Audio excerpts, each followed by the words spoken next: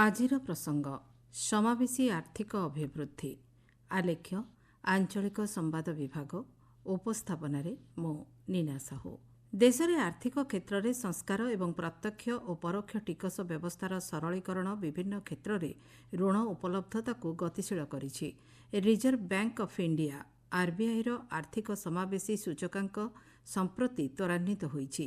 2025 ଆର୍ଥିକ ବର୍ଷରେ ଏହା 67ରେ ପହଞ୍ଚିଛି। ବ୍ୟାଙ୍କ ଆକାଉଣ୍ଟ ମାଲିକାନା 89%କୁ ବୃଦ୍ଧି ପାଇଛି।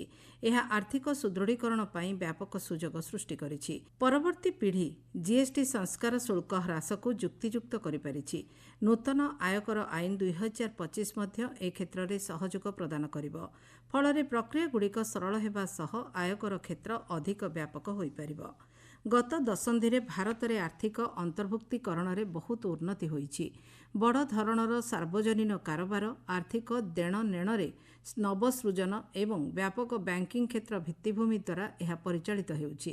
ପ୍ରଧାନମନ୍ତ୍ରୀ ଜନଧନ ଯୋଜନା ଭଳି ପ୍ରମୁଖ ଯୋଜନା ଆର୍ଥିକ ଅନ୍ତର୍ଭୁକ୍ତି କ୍ଷେତ୍ରରେ ସଫଳ ପ୍ରମାଣିତ ହୋଇଛି। ଗତ ନଭେମ୍ବର ସୁଦ୍ଧା ଜନଧନ ଯୋଜନା ଆକାଉଣ୍ଟ ସଂଖ୍ୟା 57 କୋଟି 11 ଲକ୍ଷକୁ ଅତିକ୍ରମ କରିଛି। ଏଥିରେ ପ୍ରାୟ 2,74,000 କୋଟି ଟଙ୍କା ଜମା ହୋଇଛି। ମହିଳା ଏବଂ ଗ୍ରାମୀଣ କ୍ଷେତ୍ର ଏହାଦ୍ୱାରା ବିଶେଷ ସୁଫଳ ପାଇଛି।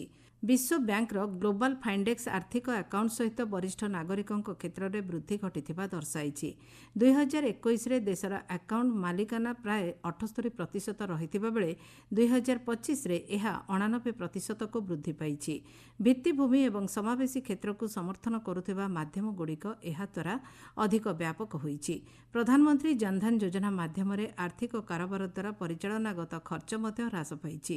ଫଳରେ ସାମାଜିକ ସୁରକ୍ଷା କ୍ଷେତ୍ର ଅଧିକ ବ୍ୟାପକ ହୋଇଛି। ଦରିଦ୍ର ପରିବାର ମଧ୍ୟରେ ସଞ୍ଚୟ ବୃଦ୍ଧି ପାଇଛି। ଦେଶରେ ଟିକସ ବା କର ସରଳୀକରଣର ଗତିଶୀଳତା କମ୍ ରହିଥିଲେ ମଧ୍ୟ ଏହା ସ୍ୱଚ୍ଛ ଏବଂ ସ୍ପଷ୍ଟ ହୋଇପାରିଛି। ସୂଚନା ପ୍ରଯୁକ୍ତିବିଦ୍ୟା ପରିଚାଳିତ ଏକୀକୃତ ବ୍ୟବସ୍ଥା ଦ୍ୱାରା ଏହା ତ୍ୱରାନ୍ୱିତ ହୋଇଛି।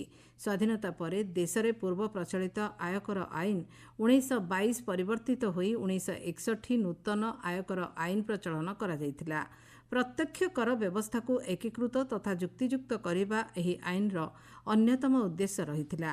ପ୍ରଶାସନିକ ବ୍ୟବସ୍ଥାକୁ ଅଧିକ ସହଜ କରିବା ଲକ୍ଷ୍ୟ ନେଇ କେନ୍ଦ୍ରୀୟ ରାଜସ୍ୱ ବୋର୍ଡ ଆଇନ 1963 ଅଧୀନରେ 1964 ମସିହାରେ ଏକ ସାମ୍ବିଧାନିକ ସଂସ୍ଥା ଭାବେ କେନ୍ଦ୍ରୀୟ ପ୍ରତ୍ୟକ୍ଷ କର ବୋର୍ଡ ସ୍ଥାପନ କରାଗଲା।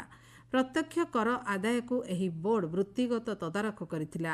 1991 ମସିହା ପରେ ରାଜା ଜେ ଚେଲିଆଙ୍କ ନେତୃତ୍ୱରେ ଗଠିତ କର ସଂସ୍କାର କମିଟି ଦ୍ୱାରା କର ବ୍ୟବସ୍ଥାରେ ବ୍ୟାପକ ପରିବର୍ତ୍ତନ ଆସିଥିଲା।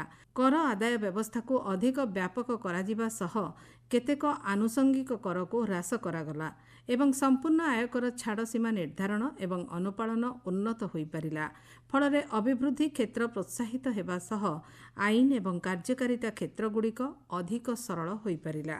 ଗତ ଦଶନ୍ଧି ମଧ୍ୟରେ ଏନ୍ପିଏର ସ୍ୱଚ୍ଛ ଚିହ୍ନଟ ତଥା କ୍ଷୁଦ୍ର ଉଦ୍ୟୋଗଗୁଡ଼ିକରେ ପୁଞ୍ଜିନିବେଶ ଏବଂ ପ୍ରଶାସନରେ ସଂସ୍କାର ଦ୍ୱାରା ଦେଶରେ ଋଣ ଅଭିବୃଦ୍ଧିରେ ଉନ୍ନତି ଘଟିଛି। ଋଣ ଆଦାୟ ବୃଦ୍ଧି ପାଇବା ଯୋଗୁଁ ବ୍ୟାଙ୍କଗୁଡ଼ିକର ପରିଚାଳନାଗତ ବ୍ୟବସ୍ଥା ସଶକ୍ତ ହୋଇପାରିଛି।